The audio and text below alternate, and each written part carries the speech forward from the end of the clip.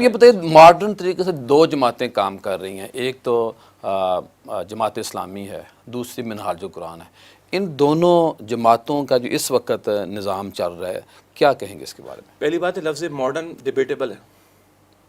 یہ خود اپنی جگہ چلے کچھ لیول بہتری کر رہے ہیں ٹھیک ہو گیا، کیونکہ ماڈرن کا ترجمہ ہم جدید کرتے ہیں، لیکن جب ماڈرن کے لفظ کو انگریزی میں جا کر ہم دیکھتے ہیں اس پہ ڈیبیٹ ہے اصل میں، صحیح، یعنی آرتھوڈاکسی کو، یا ہم سمجھتے ہیں وحی کی تعلیم، تو وحی کی تعلیم کو فراموش کر کے کوئی ازم پروموٹ کرنا یہ ماڈرنزم ہے۔ صحیح، تو میرا تو عقیدہ، میرا ایمان تو اس سے اتفاق نہیں کرتا اس لفظ چل سے۔ جدید کہہ لیتے ہیں۔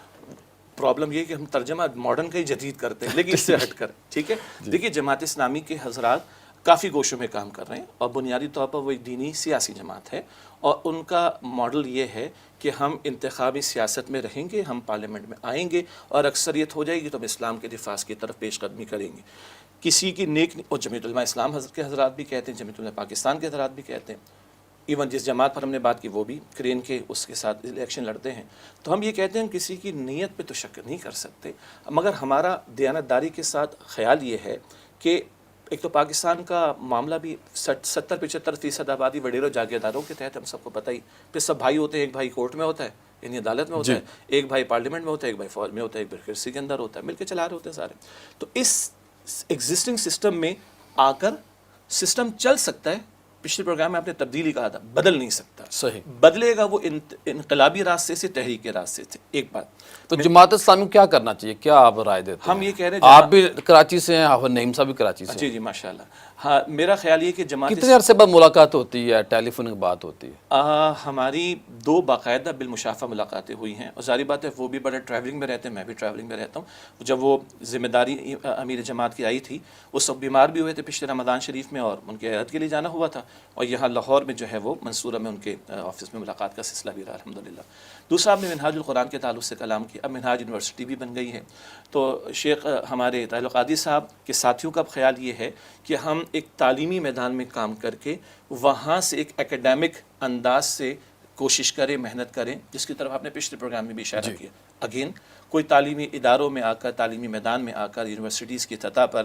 کام کرنا چاہتا تو موسٹ ویلکم، اور وہ اگر اس نیت سے کہتے ہیں کہ ہم اس کے ذریعے کوئی انقلابی جد و جہد آ کے لے کے چلیں گے، اگین فائن۔ لیکن میں نے پچھلے پروگرام میں بھی کہا تھا، ایک منہاج کی یونیورسٹی بن جائے گی،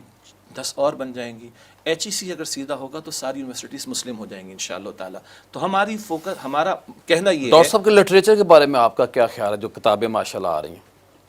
دیکھیے اس میں بڑی ورائٹی ہے، ٹھیک ہے۔ ایک طرف ڈاکٹر صاحب کا بہت مشہور، جو پچھلے پروگرام میں ہم نے دورہ ترجمہ قرآن کا کہا تھا، تو بیان القرآن کے نام سے پبلشڈ ہے، پبلشڈ بھی ہے، ریٹن فارم میں بھی، آڈیو میں بھی ہے، ویڈیو میں بھی ہے، اور ماشاءاللہ اس کی موبائل ایپ بھی اویلیبل ہے، اور اب اس کا جو انگلش ٹرانسلیشن اور اس طرح کے سلسلے بھی بہت سارے چل رہے ہیں، اس کی بیسس پہ بہت سے لوگوں نے اور ایپس بھی ڈیزائن کر دی۔ ایک تو یہ بہت بڑا کام اللہ تعالیٰ نے اس سے لیا۔ اسی طریقے پر ڈاکٹر صاحب کا ایک منتخب نصاب ہے قرآن حکیم کا، سلیکٹڈ پورشن آف دا قرآن، اور ان کی ڈیٹیلڈ اسٹڈی ہے، جس سے دین کا، پچھلے پروگرام میں ایک بات تھی، دین کا ہولسٹک کانسیپٹ، دین کا جامع تصور اور ہماری ذمہ داریاں واضح ہو جائیں۔ ایک جو بڑا ڈاکٹر صاحب پر اللہ تعالیٰ کا فضل ہوا، وہ ذرا لوگ کم معروف ہیں اس کے حوالے سے، یعنی وہ معروف اتنا نہیں ہو سکا لوگوں میں، اور وہ ہے ان کا ٹائٹل ہے منہج انقلاب نبوی صلی اللہ علیہ وسلم۔ 1979 میں ایرانین ریولوشن آیا، اس پر ڈاکٹر صاحب نے کلام کیا، پھر ڈاکٹر صاحب نے بیان کیا کہ منہج انقلاب نبوی کیا ہے۔ رسالت مآب علیہ السلام نے تاریخ کا عظیم ترین جو انقلاب برپا کیا، تو اس کے فیزز کیا تھے، اس کے مراحل کیا تھے، اور آج اس کی اپلیکیشن کیا ہوگی۔ یہ اچھا، میں چاہوں گا اس پہ 1 منٹ دیجیے گا، کہ